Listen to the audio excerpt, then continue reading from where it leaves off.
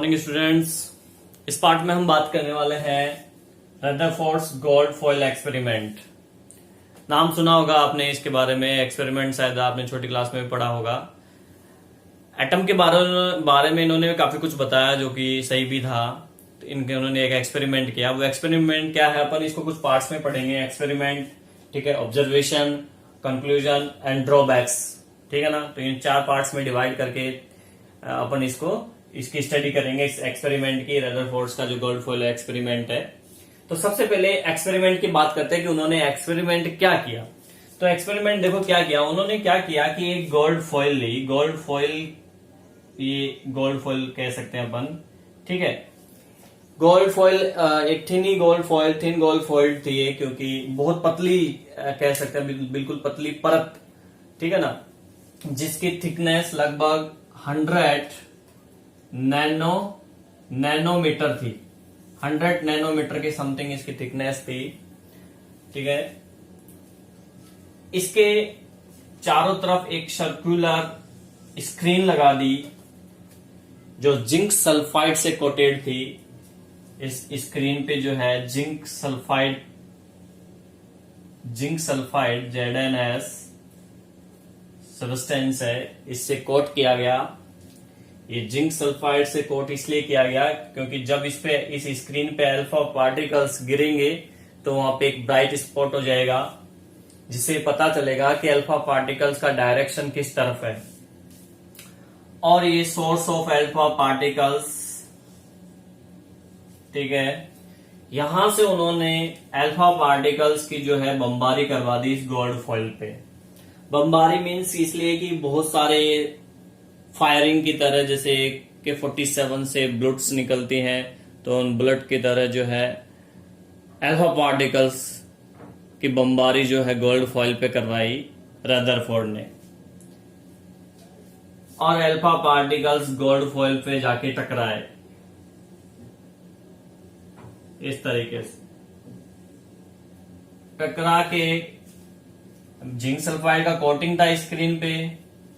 तो जहां पे स्क्रीन पे अल्फा पार्टिकल्स टकराए वहां पे ब्राइट स्पॉट हो गया, चमकीला सा धब्बा बन गया, जिससे पता चला कि जो है अल्फा पार्टिकल्स किस डायरेक्शन में जाके कहां टकरा रहे हैं।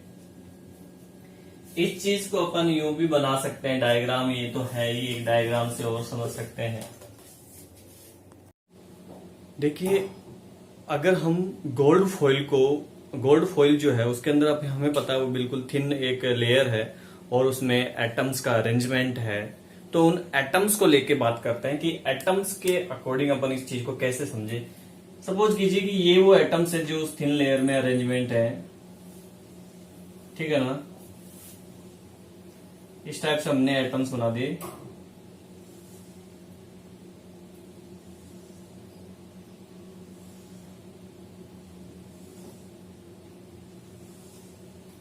ये न्यूक्लियस है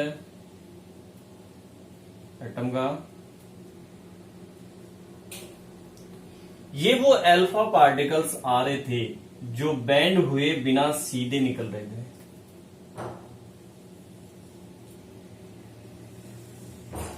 अब जो अल्फा पार्टिकल्स बैंड है उनका क्या सीन था, वो यहां टकराए इस न्यूक्लियस के पास और बैंड हो गए। न्यूक्लियस का जो किनारा है वहां टकरा के ये बैंड हो गए इस टाइप से, यूं बैंड हुए, ठीक है। और बहुत कम अल्फा पार्टिकल्स जो है अपने पाथ पे वापस आए। वो कहां टकराए, वो यहां टकराए, न्यूक्लियस के बीचों बीच वापस आ गए टकरा के। तो एक डायग्राम ये भी हो सकता है। तो ये रदरफोर्ड का एक्सपेरिमेंट था जिसको हमने 2 डायग्राम से समझा। अल्फा पार्टिकल्स की उन्होंने बमबारी करवाई, ठीक है, किस पे, गोल्ड फॉइल पे, थिन गोल्ड फॉइल थी। मैं आपसे एक क्वेश्चन पूछता हूं कि रदरफोर्ड ने गोल्ड फॉइल ही क्यों सिलेक्ट की, मतलब गोल्ड की फॉइल क्यों ली, किसी अदर मेटल्स की क्यों नहीं ली? गोल्ड में ही क्या खास बात थी और उसने गोल्ड फॉइल यहां पे सिलेक्ट की, इसका आंसर आप मुझे बताइए, बाद में मैं आपको इसका आंसर दूंगा।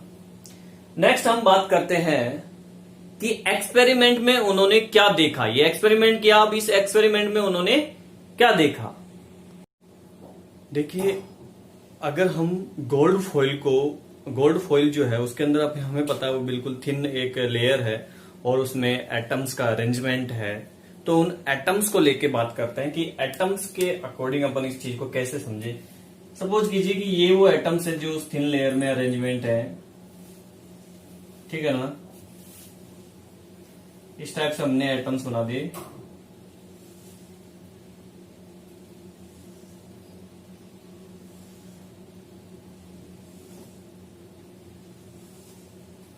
ये न्यूक्लियस है, ये न्यूक्लियस है एटम का। ये वो अल्फा पार्टिकल्स आ रहे थे जो बैंड हुए बिना सीधे निकल रहे थे।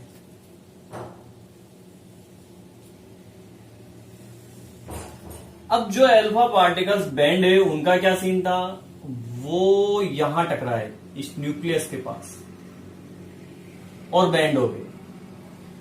न्यूक्लियस का जो किनारा है वहां टकरा के ये बैंड हो गए, इस टाइप से यूं बैंड हुए, ठीक है।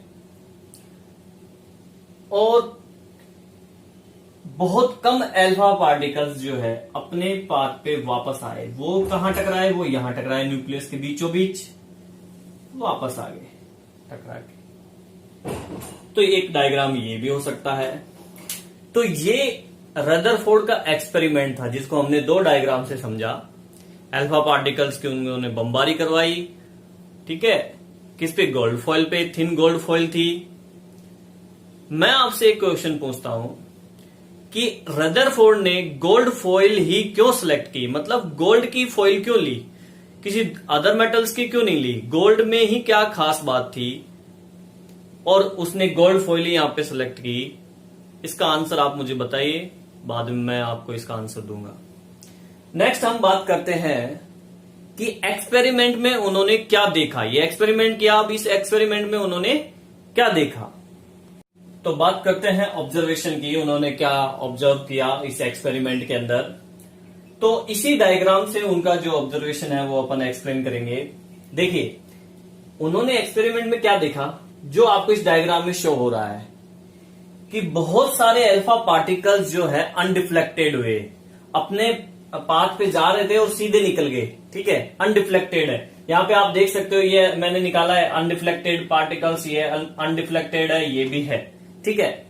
एक चीज तो ये देखिए कि बहुत सारे अल्फा पार्टिकल्स अनडिफ्लेक्टेड हुए, सीधे निकल गए। सेकंड चीज, कुछ अल्फा पार्टिकल्स स्मॉल एंगल से डिफ्लेक्टेड हुए। स्मॉल एंगल का मतलब है थोड़े से डिफ्लेक्टेड हुए, थोड़े से साइड में गए। जैसे कि ये देख सकते हैं आप, ये वाला अल्फा पार्टिकल्स डिफ्लेक्टेड हुआ स्मॉल एंगल से, ये हुआ है, ठीक है, ये हुआ है यहाँ पे स्मॉल एंगल से डिफ्लेक्टेड।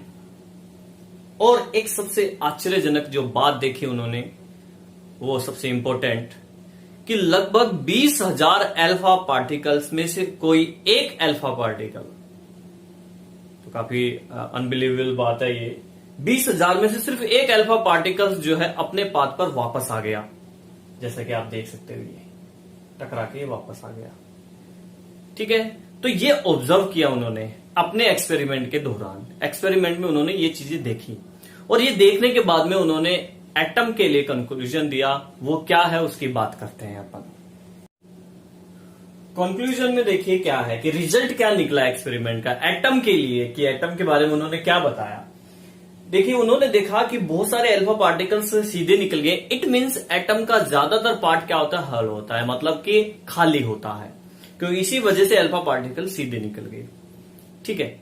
दूसरी चीज उन्होंने देखा कि कोई 20,000 में से एक अल्फा पार्टिकल्स अपने पाथ पे जो है वापस आ रहा है। इट मींस एटम का जो पॉजिटिवली चार्ज्ड पार्ट है, यानी एटम का पूरा जो पॉजिटिव वाला पार्ट है वो एटम के एक छोटे से सेंटर में है, जिसको उसने न्यूक्लियस कहा।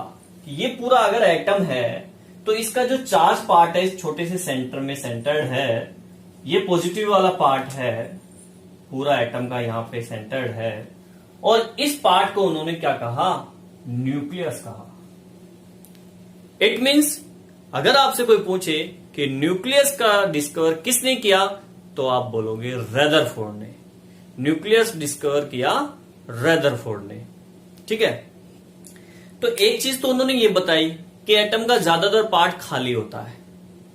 दूसरी चीज उन्होंने ये बताई कि एटम का जो पॉजिटिवली चार्ज है वो एक सेंटर में सेंटर्ड होता है, जिसे हम न्यूक्लियस कहते हैं।